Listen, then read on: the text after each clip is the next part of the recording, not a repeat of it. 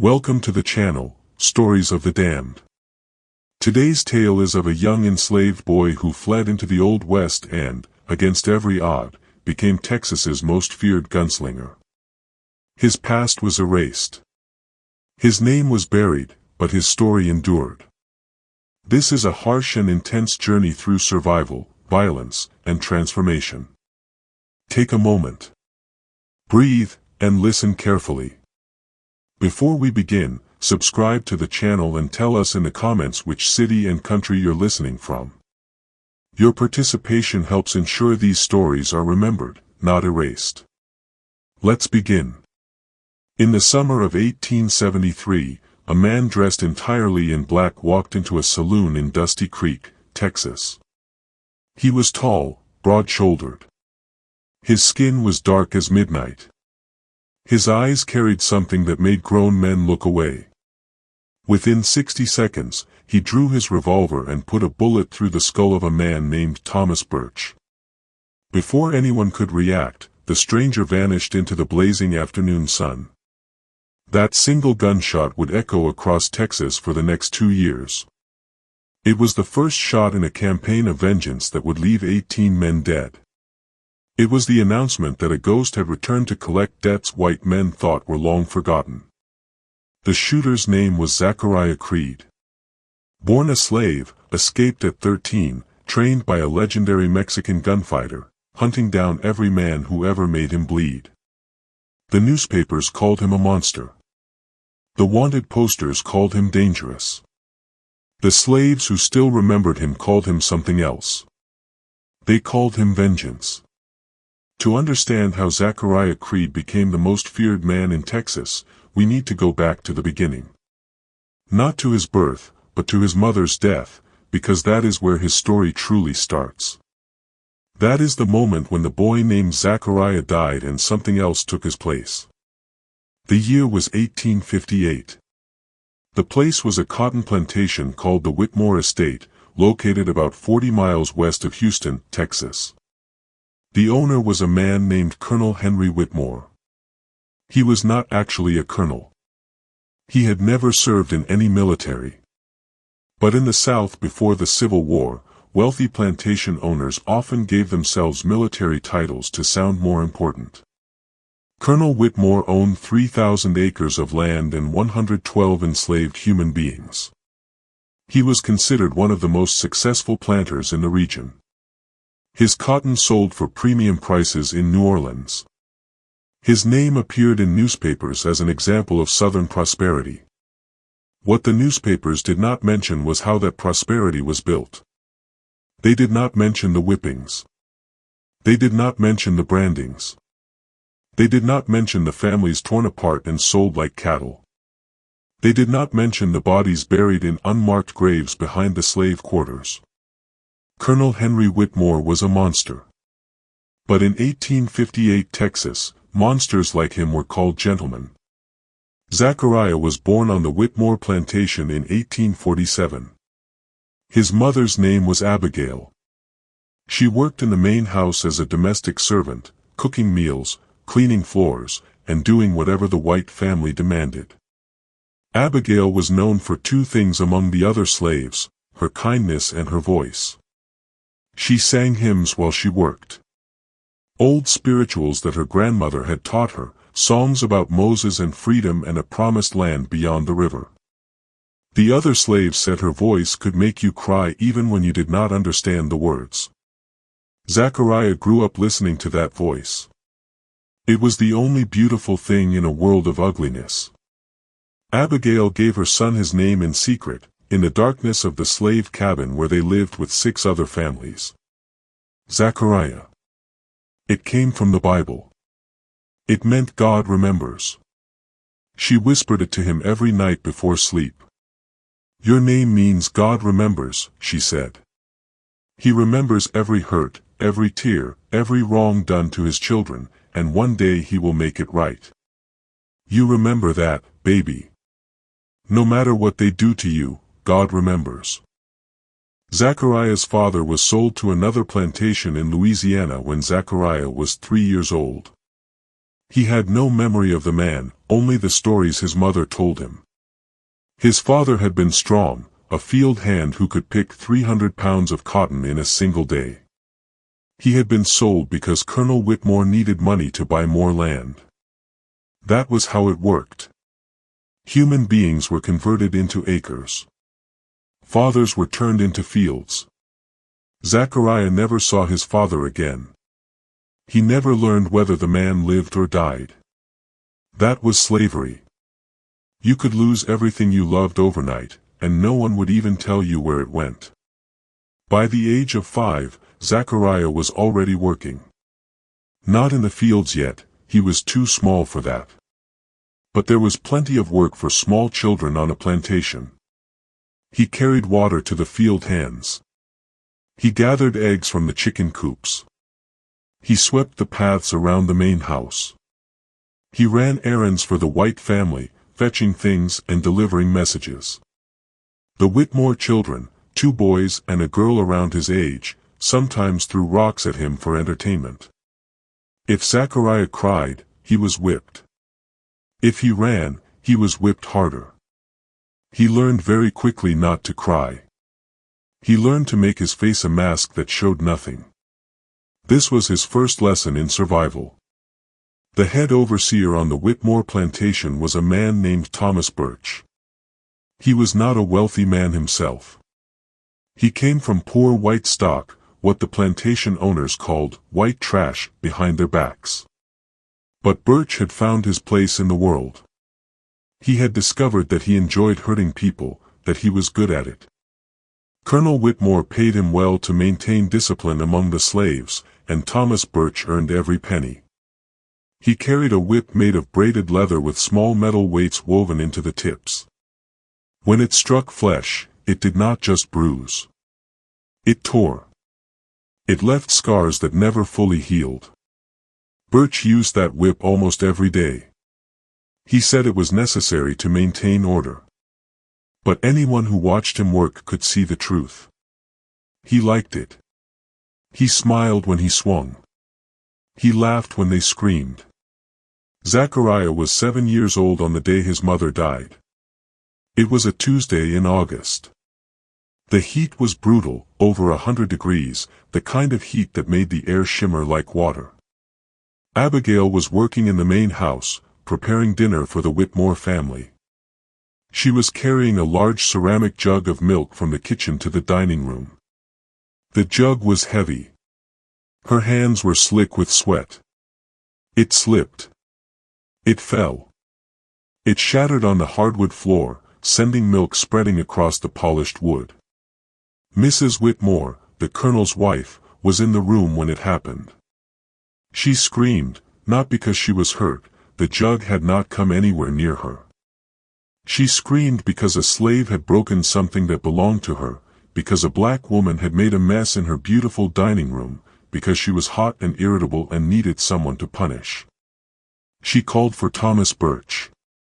What happened next was something Zachariah would remember for the rest of his life. Every detail, every sound, every image burned into his brain with permanent fire. He was outside the house, sweeping the front path, when he heard his mother scream. He ran. He was not supposed to run, slaves were not supposed to run anywhere near the main house, but he heard his mother's voice and his legs moved before his brain could stop them. He came around the corner of the house and saw them in the yard behind the kitchen. Thomas Birch had his mother tied to a wooden post. Her dress had been torn from her back. Birch was standing behind her with his whip. Mrs. Whitmore was watching from the shade of a pecan tree, fanning herself, a slight smile on her face. Colonel Whitmore stood beside his wife, his arms crossed, looking bored. This was routine for them. This was entertainment. Birch raised the whip and brought it down. The sound it made when it hit flesh was something between a crack and a wet slap. Abigail screamed. Blood appeared on her back, bright red against her dark skin. Birch raised the whip again. And again. And again. Zachariah tried to run to his mother. One of the other overseers grabbed him and held him in place. "Watch, boy," the man said. "Watch what happens when you people forget your place." He watched. He had no choice. He watched as Thomas Birch whipped his mother 37 times. He counted every stroke. He watched her screaming turn to moaning, then to silence. He watched her body go limp against the post. He watched Birch finally stop, breathing hard from the exertion, wiping sweat from his forehead. He watched Colonel Whitmore nod in approval and walk back toward the house with his wife as if nothing important had happened. They left Abigail tied to the post. She was still breathing. Barely. The other slaves were not allowed to help her until nightfall. By then it was too late. She had lost too much blood. The wounds had already begun to fester in the August heat. She developed a fever that night. By dawn, she was dead. Zachariah was not allowed to attend her burial. He was not allowed to say goodbye. He was sent to the fields that same morning. Colonel Whitmore had decided that 7 was old enough to start picking cotton. There was no time for grief. There was no space for mourning. There was only work. But something had changed inside Zachariah. Something had broken. Or perhaps something had been born. He did not cry. He did not scream. He did not try to run. He went to the fields and picked cotton with hands that were too small for the work. He came back to the cabin that night and lay in the spot where his mother used to sleep. And he made a promise, not to God, not to anyone who might be listening, but to himself. He promised that one day he would find Thomas Birch. He would find Colonel Whitmore. He would find everyone who had stood there watching while his mother died. And he would make them pay. Every single one. The next 2 years were the hardest of Zachariah's life. He worked in the fields from sunrise to sunset. The cotton bolls tore at his small fingers until they bled. The Texas sun blistered his skin. The overseers whipped any slave who did not meet their daily quota. Zachariah rarely met his quota. He was too young, too small, too new to the work. He was whipped at least once a week, sometimes more. The scars on his back began to layer over each other, creating a map of pain that covered him from shoulders to waist. But he did not break. That was the thing that the overseers noticed. That was the thing that made them uneasy. Most slaves, when they were whipped repeatedly, developed a certain look in their eyes, a dullness, a defeat. The spirit went out of them. They became docile, compliant, easier to manage. This was the goal of the whippings, not just to punish, but to destroy the will to resist. Zachariah never got that look. His eyes stayed sharp, focused, alert. When the overseers looked into those eyes, they saw something that disturbed them. They saw hate, not the hot, explosive hate that made a man do something stupid and get himself killed. This was cold, patient, controlled. Thomas Birch noticed it once and commented to another overseer, "That one's got the devil in him. We're going to have to sell him before he's grown. He's the type that kills masters in their sleep." In 1859, when Zachariah was 9, Colonel Whitmore did something that would haunt Zachariah for the rest of his life. He sold Zachariah's younger sister. Her name was Grace. She was 6 years old. Zachariah had been taking care of her since their mother died. He made sure she ate. He protected her from the older children who might hurt her. He told her stories at night, the same stories their mother used to tell about Moses and freedom and a land where no one was ever sold. Grace was the only family Zachariah had left. She was the only person in the world he loved. One morning, a man came to the plantation in a fancy carriage.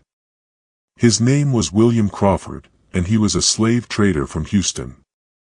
He had come to inspect Colonel Whitmore's slaves and make purchases. This happened regularly on plantations. Slave traders came through like traveling salesmen, looking for bargains, separating families with the stroke of a pen. Crawford walked through the slave quarters with Colonel Whitmore, examining the human merchandise. He squeezed muscles. He checked teeth. He asked about health and temperament. When he saw Grace, he stopped. "That one," he said, pointing. "How much for the girl?" Zachariah watched from 20 feet away. He could not move. He could not speak. Slaves had no right to object when their family members were sold. They had no right to do anything at all. He stood there, paralyzed, as Colonel Whitmore and William Crawford negotiated the price of his sister. They settled on $400. Grace was taken that same day. She screamed for Zachariah as they put her in the wagon. She reached out her small hands toward him. "Zach! Zach! Don't let them take me!" He ran toward the wagon. An overseer hit him in the head with the butt of a rifle. When he woke up, Grace was gone. He never saw her again. He never learned where she was taken. He added 2 more names to his list that day. Colonel Whitmore. William Crawford.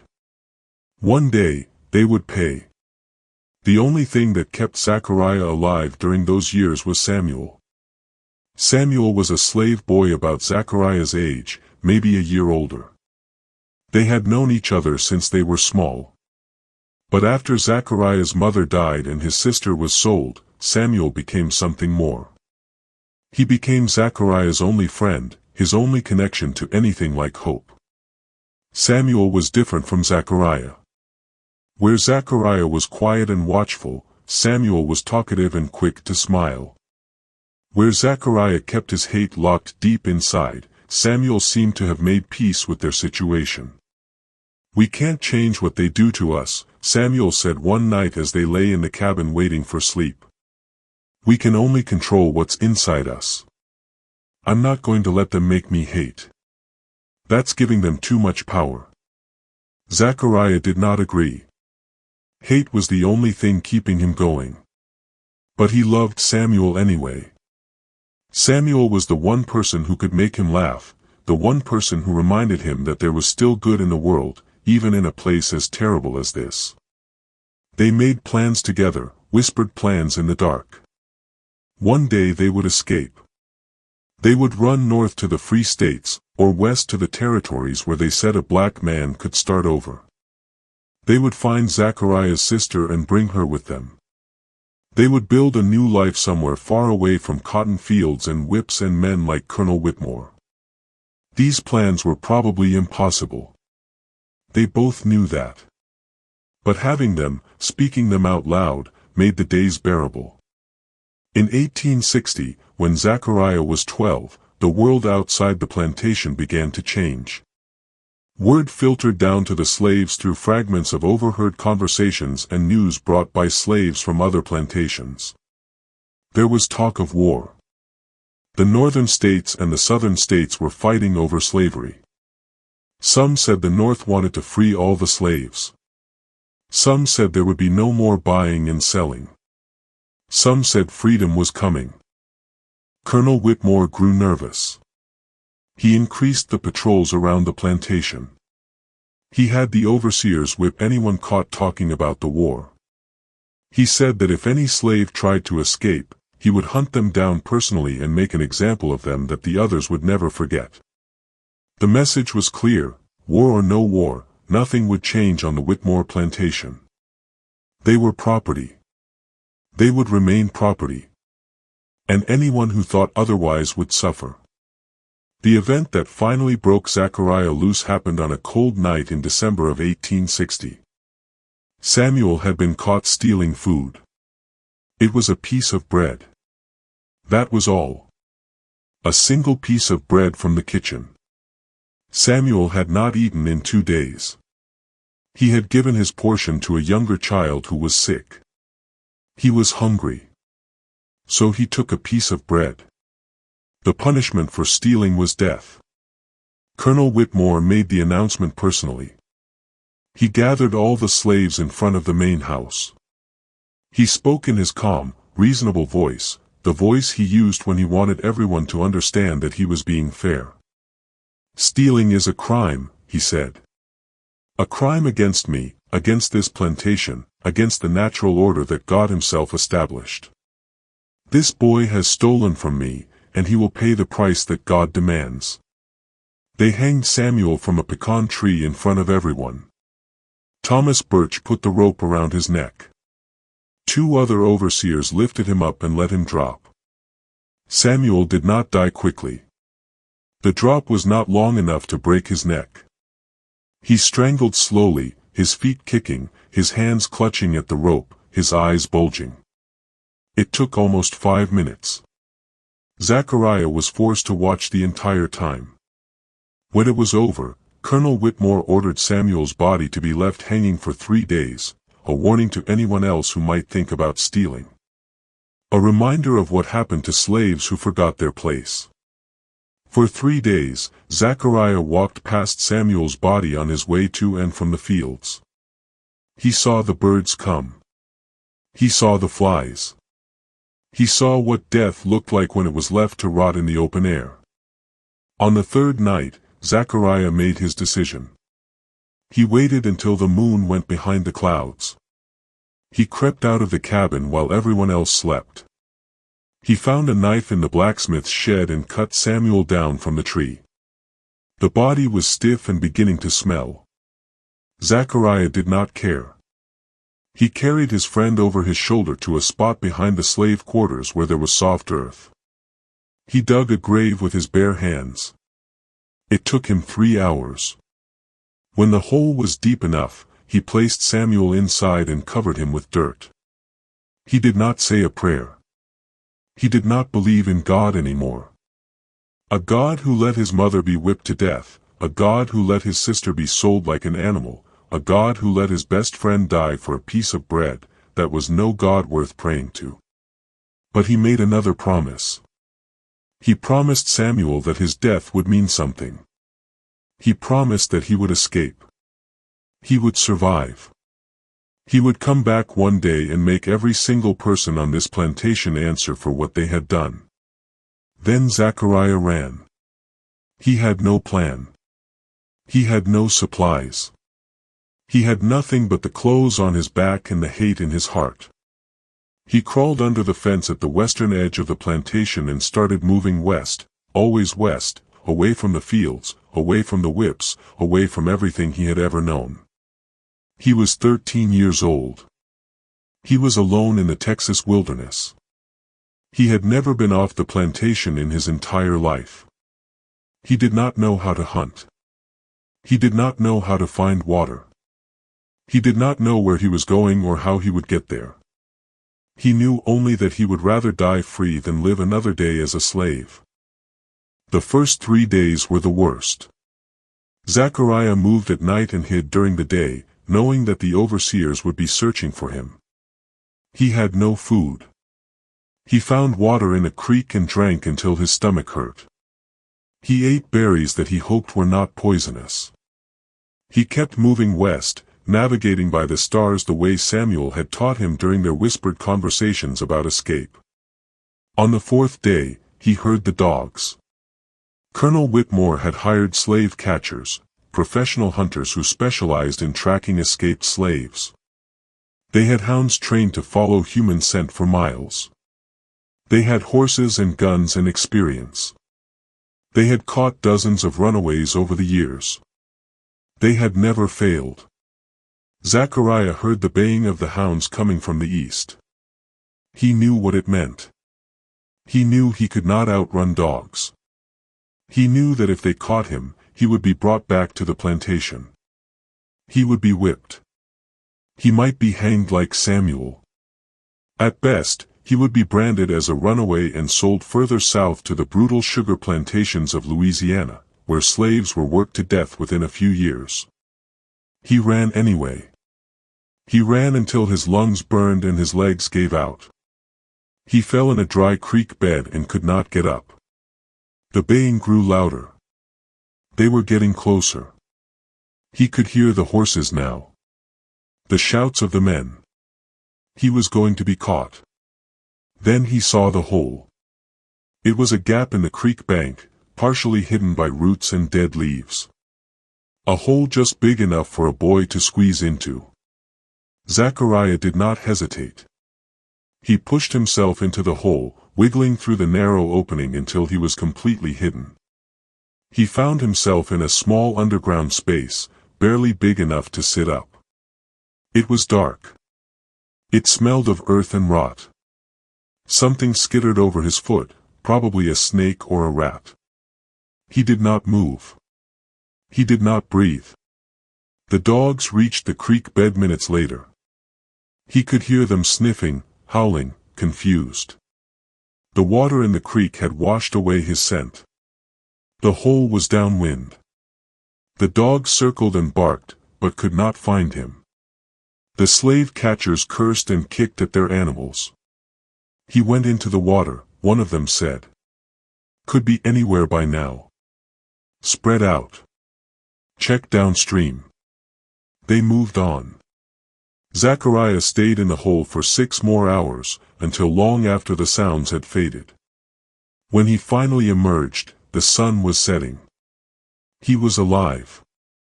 He was free. And he was more alone than he had ever been in his life.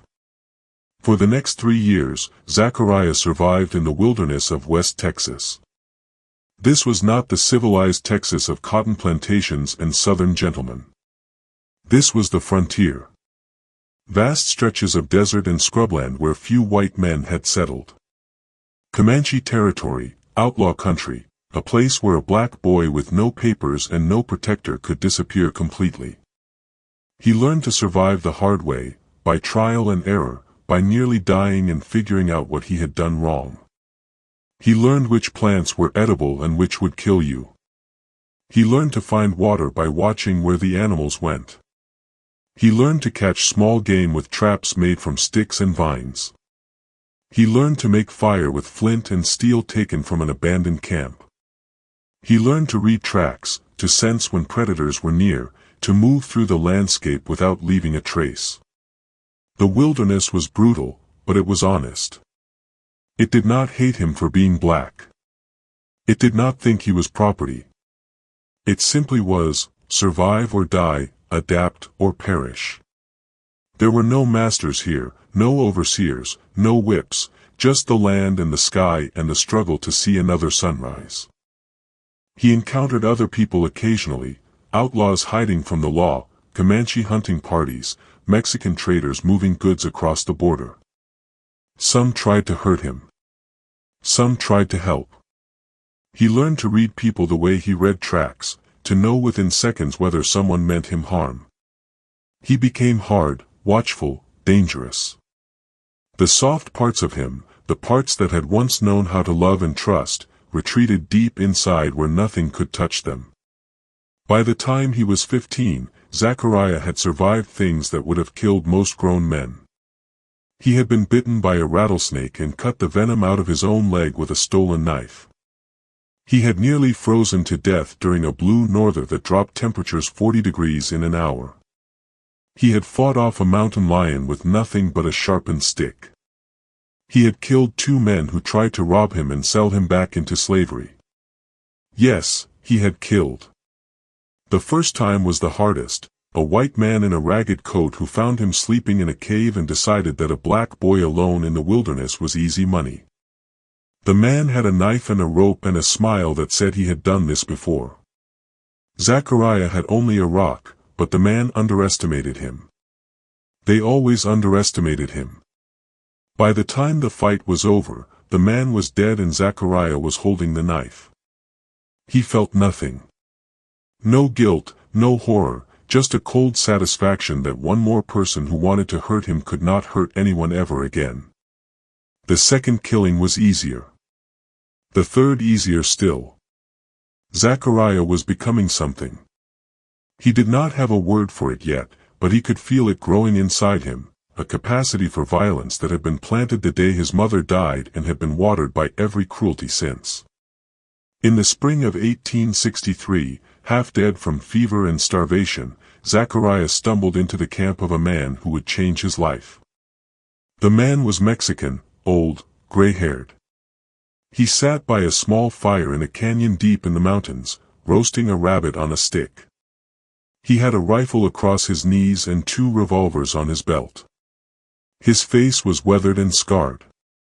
His eyes had the look of someone who had seen too much death and made peace with it.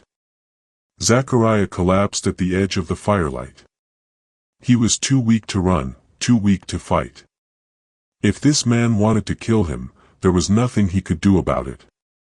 But the old man did not reach for his weapons. He simply watched the boy lying in the dirt, this skeleton wrapped in dark skin, this wild creature with burning eyes. After a long moment, the old man spoke. "You look like death, boy. You plan to die in my camp?" Zachariah found the strength to answer. "Not planning to die anywhere.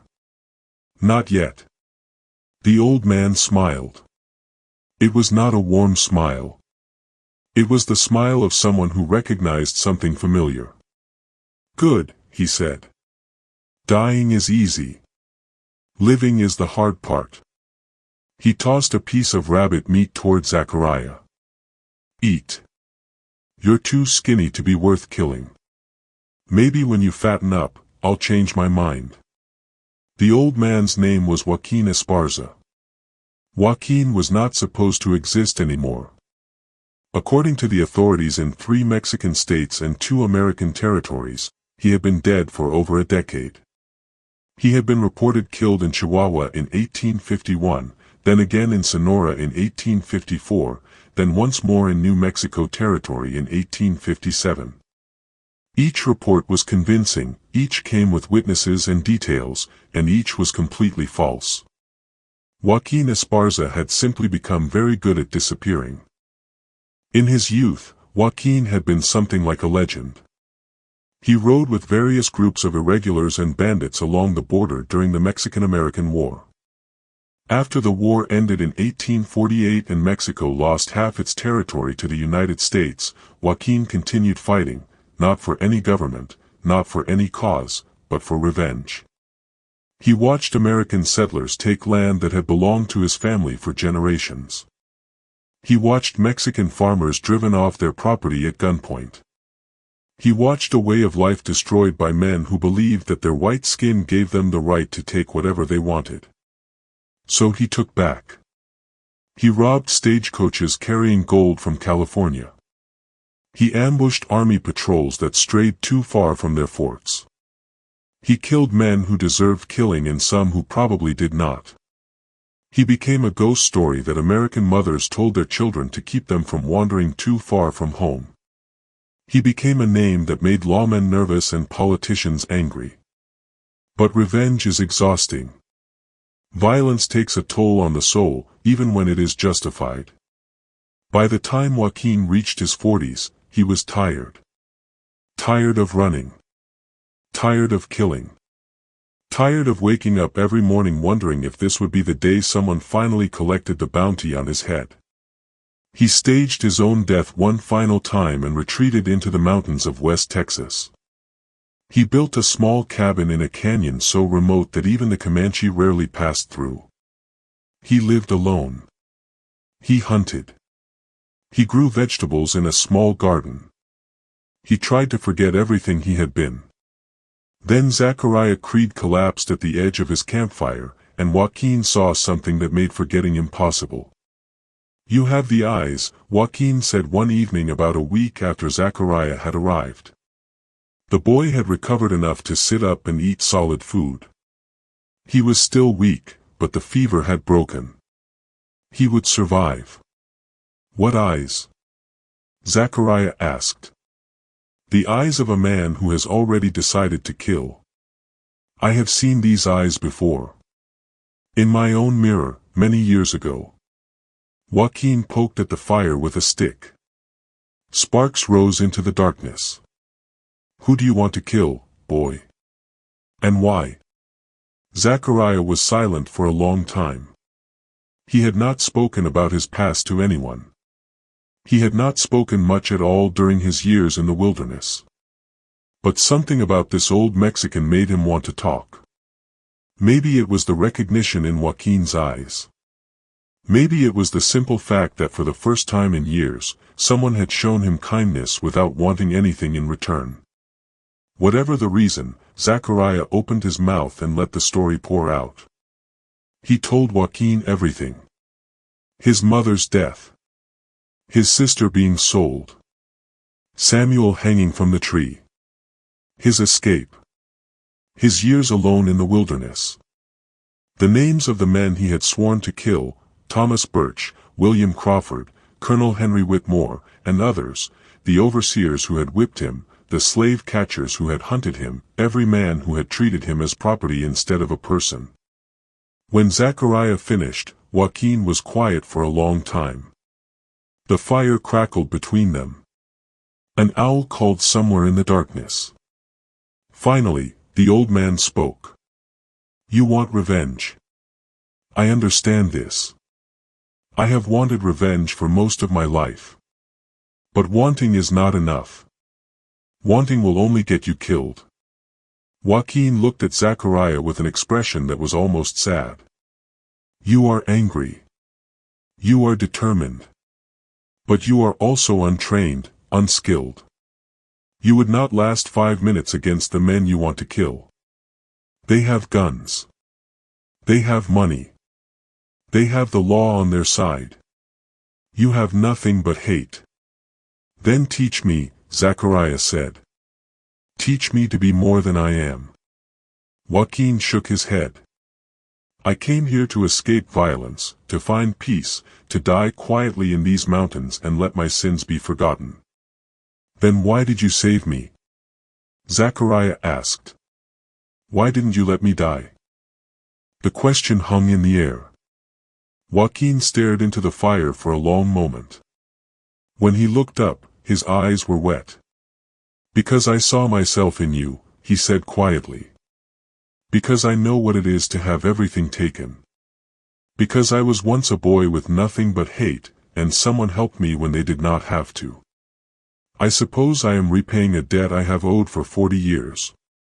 He sighed and stood up slowly, his joints cracking with age. "I will teach you. But understand what you are asking. Once you walk this path, there is no coming back. The things I will teach you will change you forever. You will become a killer. And killers do not have the luxury of peace. Not in this life. Maybe not in the next." Zachariah did not hesitate. "I stopped hoping for peace the day my mother died. All I want now is justice." Joaquin nodded slowly. "Then we begin tomorrow." The training lasted 4 years. 4 years of brutal, relentless education in the art of violence. Joaquin was not a gentle teacher. He did not believe in gentle. He believed that pain was the best instructor, that lessons learned through suffering were lessons never forgotten. He pushed Zachariah to the edge of his limits, then pushed him further. He broke the boy down and built him back up into something harder, something sharper, something deadly. The first year focused on the body. Zachariah learned to fight with his hands, with knives, with sticks, with anything that could be turned into a weapon. Joaquin taught him techniques from a dozen different traditions: street fighting from the slums of Mexico City, knife work from the vaqueros, wrestling holds from the Comanche, pressure points that could paralyze or kill with a single strike. Every day they sparred until Zachariah could barely stand. Every night he nursed his bruises and prepared for the next day's beating. The second year focused on firearms. Joaquin was a master with both rifle and pistol, and he passed this mastery to his student. Zachariah learned to shoot at targets while standing still, then while moving, then while being shot at. He learned to draw and fire in a single fluid motion so fast that the eye could barely follow. He learned to reload without looking, to clear jams by feel, to maintain his weapons in any condition. By the end of the second year, Zachariah could put 6 bullets through a playing card at 20 paces in less than 3 seconds. Joaquin said he was adequate. The third year focused on the mind. This was the training that Zachariah had not expected. Joaquin insisted that violence without intelligence was just noise. A true fighter needed to understand his enemies, needed to predict their movements, needed to control his own emotions so completely that nothing could disturb his focus. They played chess for hours, Joaquin teaching Zachariah to think several moves ahead. They studied strategy and tactics, discussing battles and ambushes from history. They practiced meditation, sitting motionless for hours until Zachariah could quiet the storm inside his head and find perfect stillness.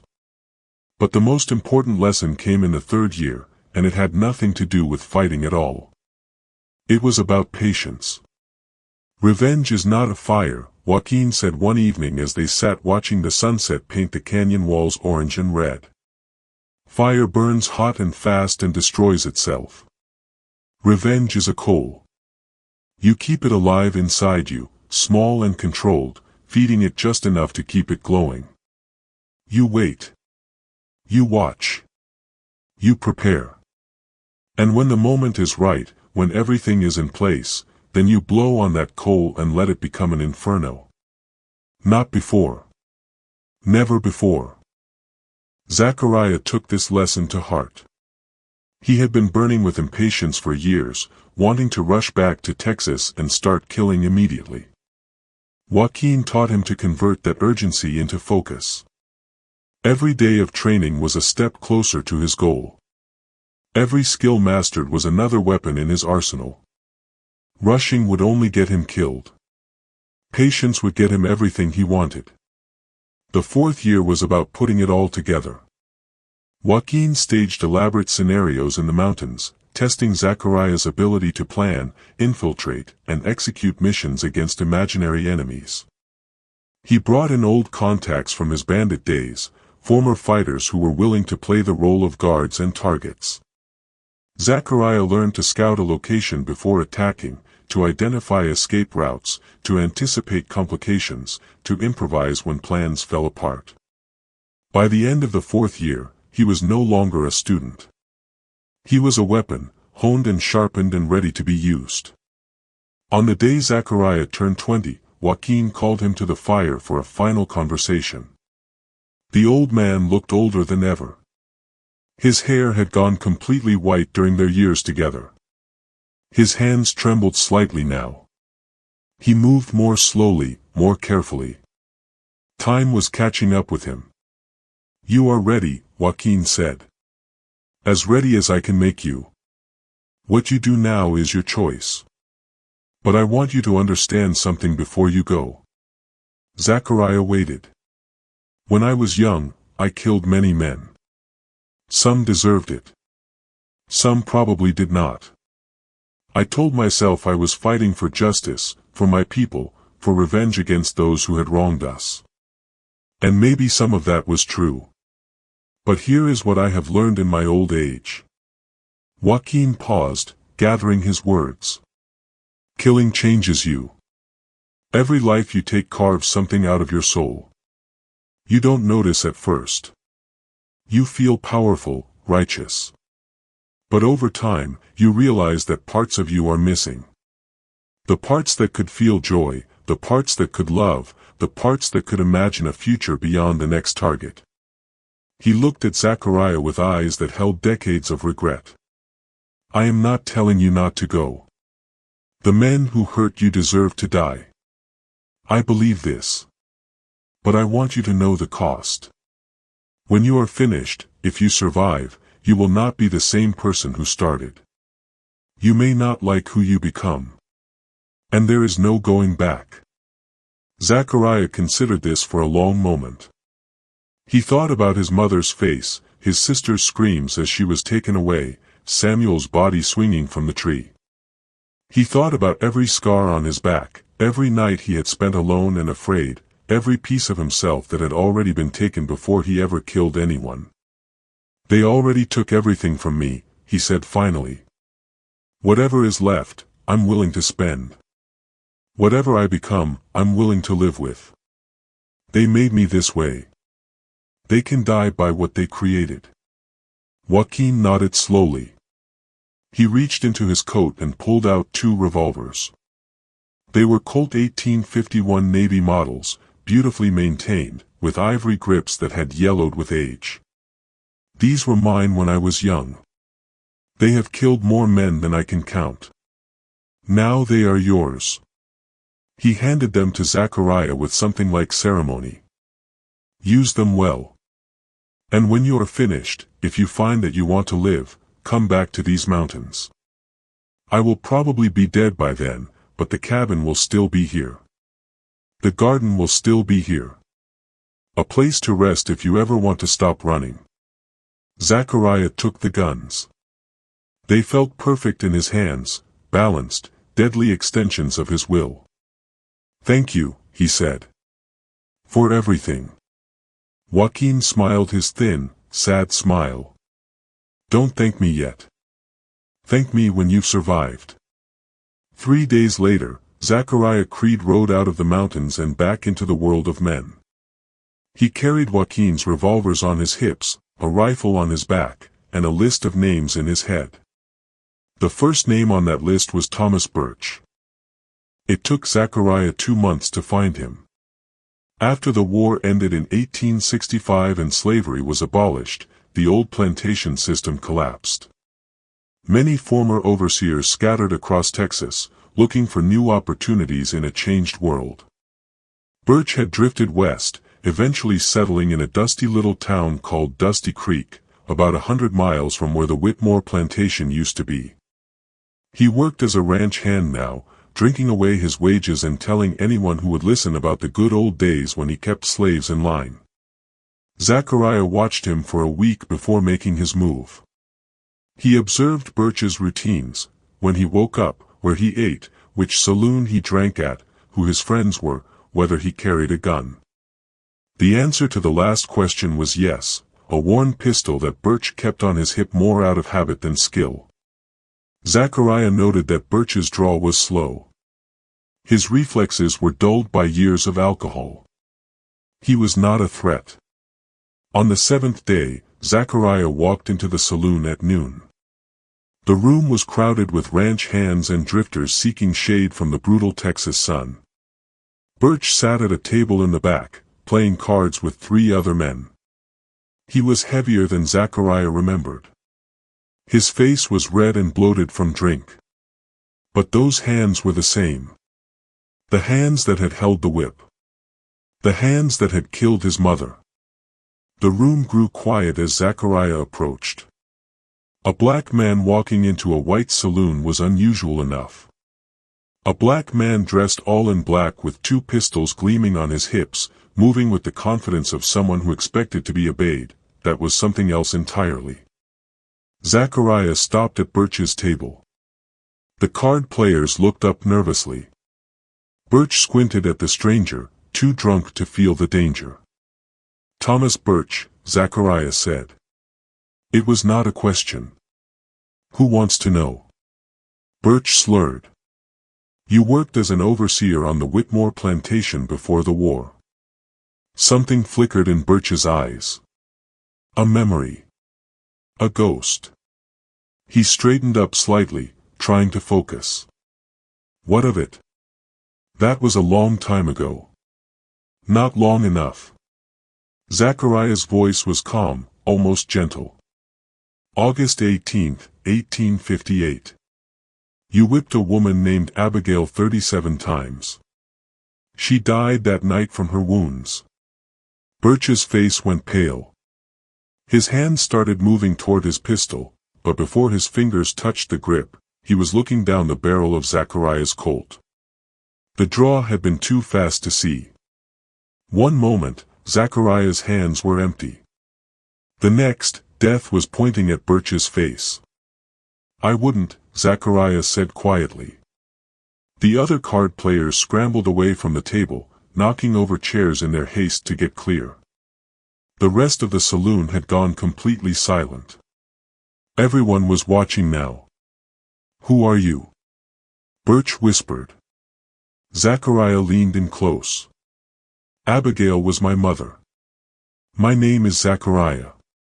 It means God remembers. He watched recognition dawn in Birch's eyes. Terror followed close behind. I told you once that I would find you.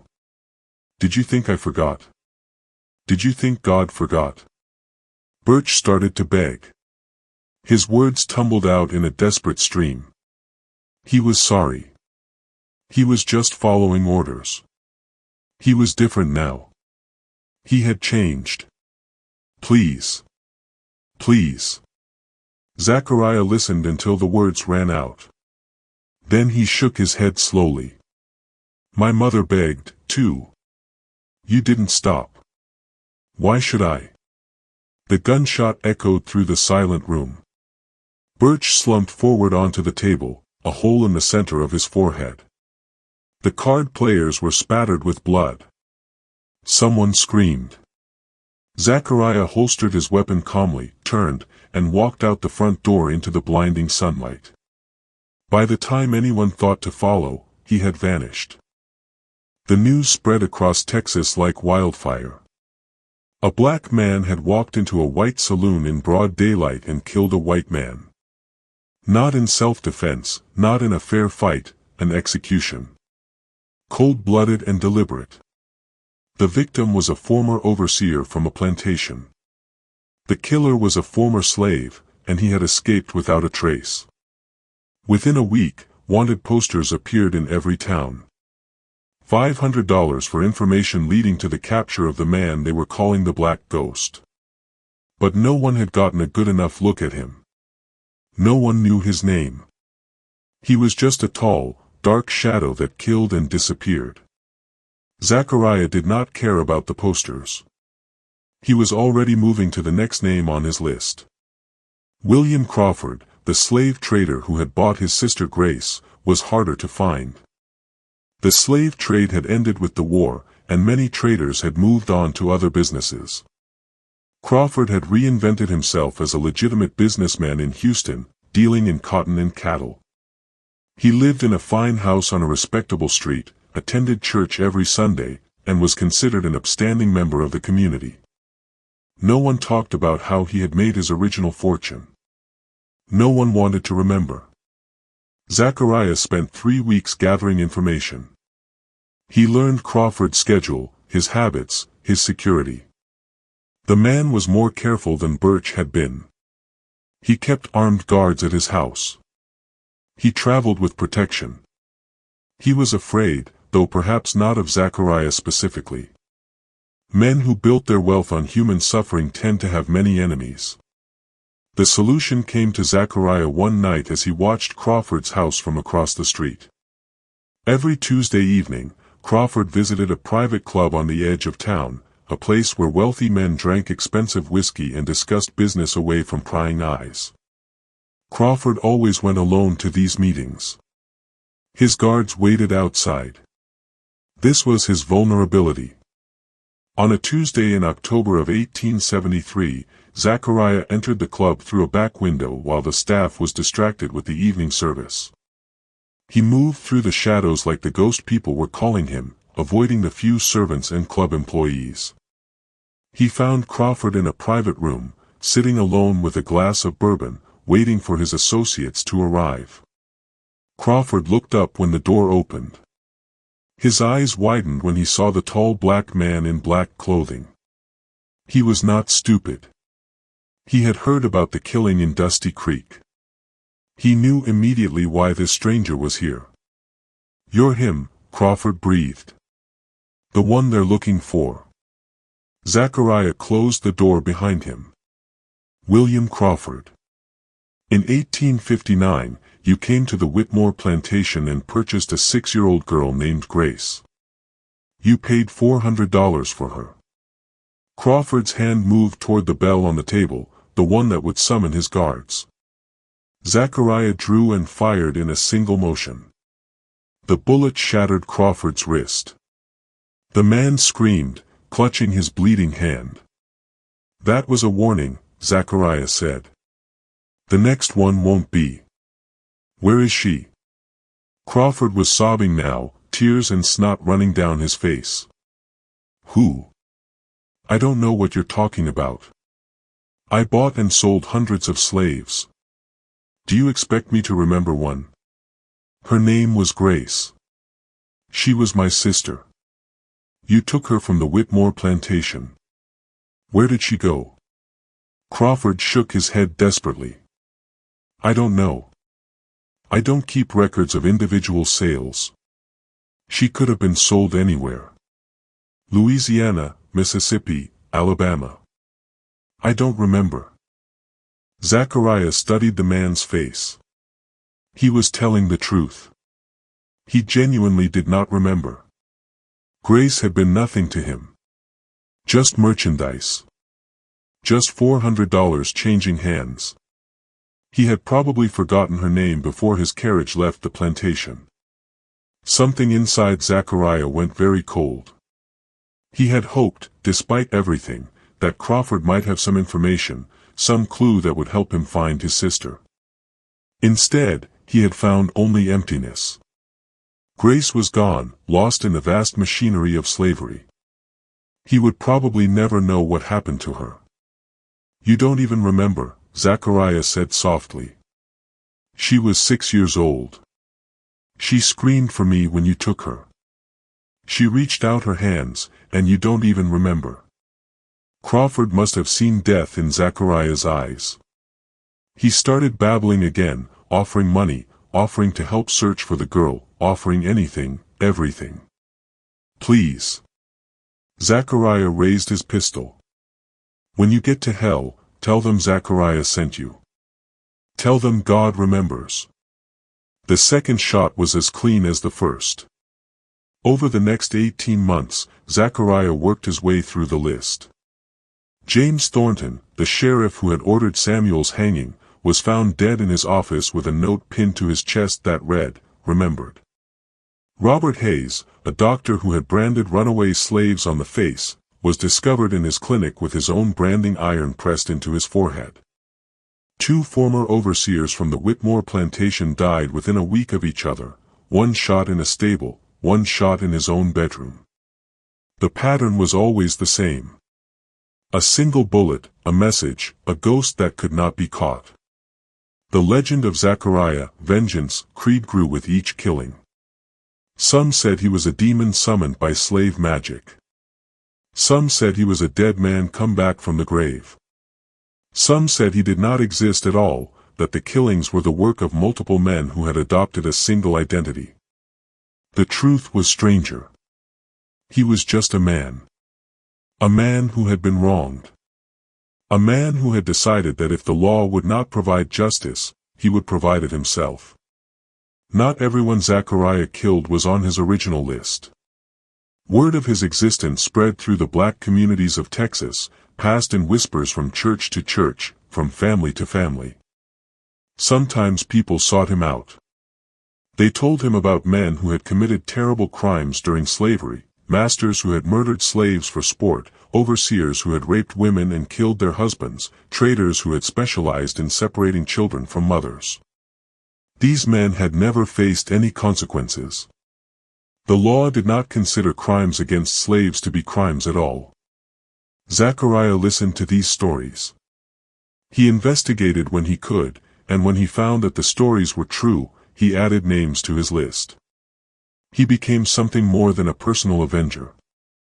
He became a symbol, a promise that the crimes of slavery would not be forgotten, that somewhere out there, someone was keeping count, someone was remembering, and someone was making the guilty pay. The bounty on his head rose to $1,000, then $2,000, then $5,000. The governor of Texas declared him public enemy number 1. Posses were formed. Bounty hunters were hired. Rangers were deployed. None of them could catch him. Zachariah moved like smoke, appearing and disappearing at will. He had learned from Joaquin how to survive in the wilderness.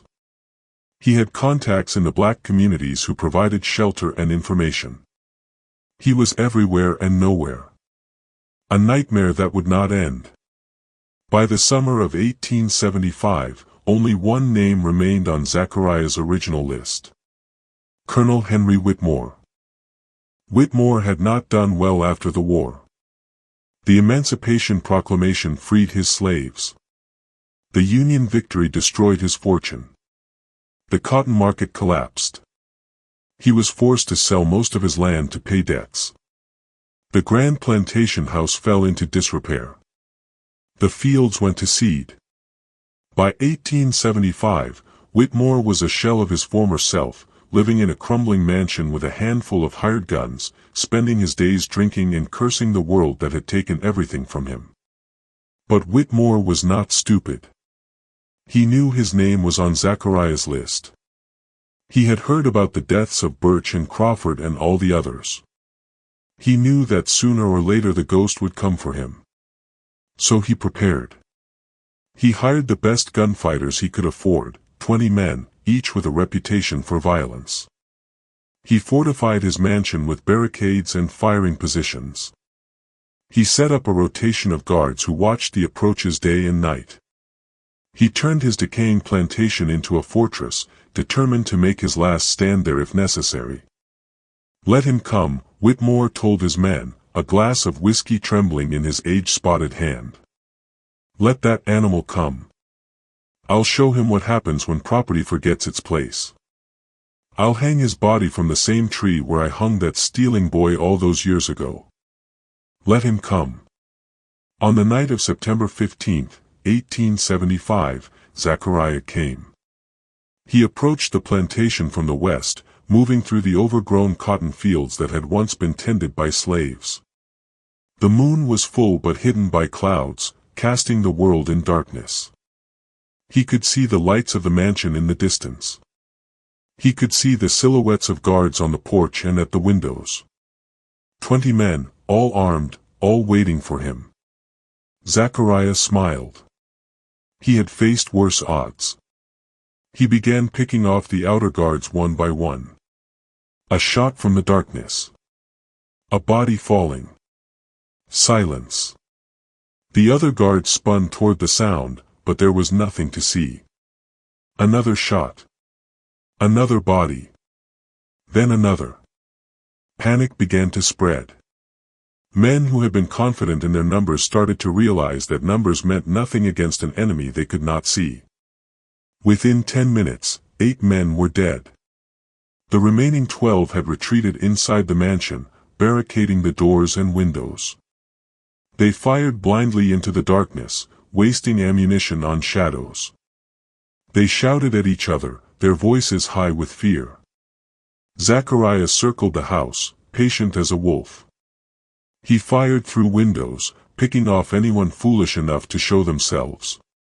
He set fire to the kitchen building, filling the night with smoke and confusion. He shot out the lanterns one by one, plunging the mansion into darkness.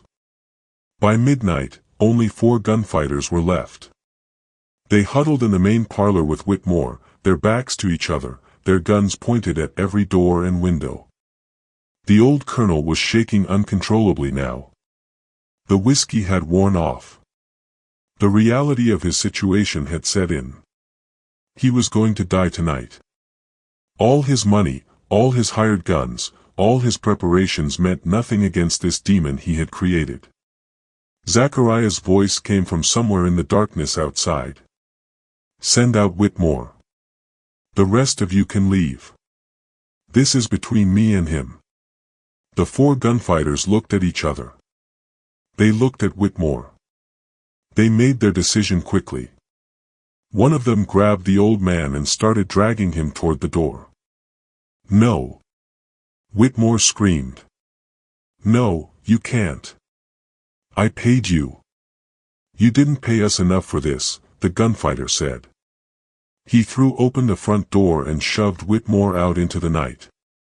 Then he and his companions ran out the back, disappearing into the darkness, leaving the colonel alone. Whitmore lay in the dirt of his own front yard, weeping. His fine clothes were stained. His white hair was wild. His hands clawed at the ground as if trying to dig a hole to hide in. He looked nothing like the powerful man who had once owned 112 human beings. He looked like what he was, a pathetic old coward facing the consequences of a lifetime of cruelty. Zachariah emerged from the shadows. He walked slowly, deliberately, savoring this moment. He had waited 17 years for this. Since the day his mother died. Since the day his sister was taken. Since the day Samuel was hanged. 17 years of pain and survival and preparation. All leading to this. He stopped a few feet from Whitmore. The old man looked up at him, his eyes red with tears. "Please," Whitmore whispered. "Please don't kill me. I'm sorry for everything. I'm sorry."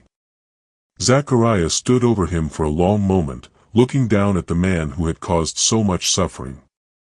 He remembered his mother's face, her voice singing hymns in the morning, her whisper in his ear telling him that God remembers. He remembered Grace's small hands reaching for him. He remembered Samuel's body swinging from the tree. He remembered every scar on his back, every night of hunger, every moment of fear and pain and loss. Then Zachariah did something he had not planned. Something that surprised even himself. He holstered his gun. "I'm not going to kill you," he said. Whitmore looked up, confused, a flicker of hope in his eyes. "You're not? Then you'll let me go?" Zachariah shook his head slowly. "No. You're not going anywhere. You're going to live, Whitmore. You're going to live right here in this ruin you used to call home. You're going to watch everything you built crumble to dust. You're going to wake up every morning knowing that you lost everything. Your slaves, your money, your power, your pride, all of it gone. And you're going to spend the rest of your miserable life looking over your shoulder, wondering if I'll change my mind, wondering if this is the day I come back to finish what I started." He leaned in close, his voice dropping to a whisper. "Death is too easy for you. You don't get to escape that quickly. You get to live. And every day you live, you'll remember this moment. You'll remember that a slave stood over you while you groveled in the dirt. You'll remember that your property beat you. And when you finally die, old and alone and forgotten, the last thing you'll see is my mother's face. Because God remembers. And now you will, too." Zachariah turned and walked away. Behind him, Whitmore collapsed into the dirt, sobbing. The mansion burned through the night, sending flames high into the Texas sky. True to Zachariah's word, Whitmore lived. He was found the next morning wandering the ruins of his plantation, muttering to himself. He spent the remaining years of his life in a sanatorium, tormented by nightmares and visions. The doctors said his mind had broken. They said he screamed about a man in black who was coming to get him. They said he died alone in 1883, calling out for mercy to someone only he could see. As for Zachariah Creed, he disappeared after that night. The killing stopped. The ghost vanished. Bounty hunters searched for years, but found nothing. Some said he had been killed in Mexico. Some said he had gone north to Canada. Some said he had never existed at all, that he was just a story slaves told to frighten their former masters. But in the black communities of Texas, a different story was passed down. A story about a man who returned to the mountains where an old Mexican gunfighter had taught him everything he knew. They said he found the cabin still standing, the garden still growing. They said he buried Joaquin Esparza with his own hands in a grave overlooking the canyon where they had spent 4 years together. They said he hung up his guns and never killed again. Some said he started helping escaped slaves make their way north. Some said he became a protector of black communities, appearing whenever trouble came and disappearing when it was over. Some said he lived to be very old, a quiet man with sad eyes who never spoke about his past, but who moved with the grace of someone who had been trained to kill. Whether any of this is true, no one knows for certain. The records are incomplete. The witnesses are long dead. All we have is the legend. The legend of Zachariah, Vengeance, Creed. The boy who watched his mother die. The slave who escaped and learned to fight. The ghost who returned to make the guilty pay. The man who chose mercy when he had every reason to choose death. His story is not just about revenge. It is about what slavery did to people, to the enslaved and to the enslavers. It is about the violence that was woven into the fabric of American society for 250 years. It is about the debts that were never paid and the crimes that were never punished. It is about children who were stolen from their parents and parents who never stopped searching for their children. Every name on Zachariah's list was a real type of person who existed in the slavery system. The overseers who wielded the whips, the traders who tore families apart, the masters who believed they had the right to own human beings. These people were not aberrations. They were the system working as designed. And when that system ended, when the 13th Amendment declared slavery abolished, most of them faced no consequences at all. They kept their land. They kept their money. They kept their social standing. They simply adapted to new forms of exploitation and continued as before. Zachariah Creed represents something that the system feared above all else, the idea that the enslaved might remember, that they might return, that there might be a price to pay for centuries of cruelty. This fear haunted white Southerners throughout the era of slavery and beyond. It drove them to create ever more oppressive laws and ever more brutal systems of control. They knew, deep down, that what they were doing was wrong. And they knew that wrongdoing, sooner or later, demands an accounting. The story of Zachariah is fictional. But the world he inhabited was real. The violence he experienced was real. The systems he fought against were real. The children who were stolen, the families who were destroyed, the lives that were crushed under the weight of slavery, all of that was real. And the descendants of those children, those families, those crushed lives, they are still here, still carrying the weight of that history, still waiting for an accounting that has never come. When Zachariah's mother named him, she chose a name that meant God remembers. She believed that someday, somehow, justice would come. That the suffering of her people would not be forgotten. That the crimes committed against them would not go unpunished forever. She did not live to see that justice. Neither did Zachariah. Not really. The men he killed were a tiny fraction of those responsible for slavery. The system itself continued in new forms for generations after his story ended. But the name remains. Zachariah. God remembers. And now you remember, too. You know this story. You know what was done. You know the names of the guilty and the faces of the innocent. You know that slavery did not simply end in 1865. It evolved. It adapted. It found new ways to extract black labor and destroy black families. And some of that evolution continues to this day. The question that Zachariah's story asks is not whether revenge is justified. That is a question each person must answer for themselves. The question is simpler and harder: will we remember? Will we face the truth of what was done? Will we acknowledge the debts that were never paid and the wounds that were never healed? Will we build a future that honors the suffering of the past? Zachariah Creed found his own answer in the mountains of West Texas. He chose vengeance, then chose mercy, then chose silence. He disappeared into history, leaving only a legend behind. But legends have power. They remind us of what is possible.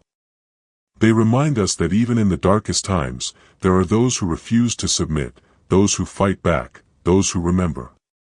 His mother's voice still echoes across the years: God remembers every hurt, every tear, every wrong done to his children, and one day he will make it right.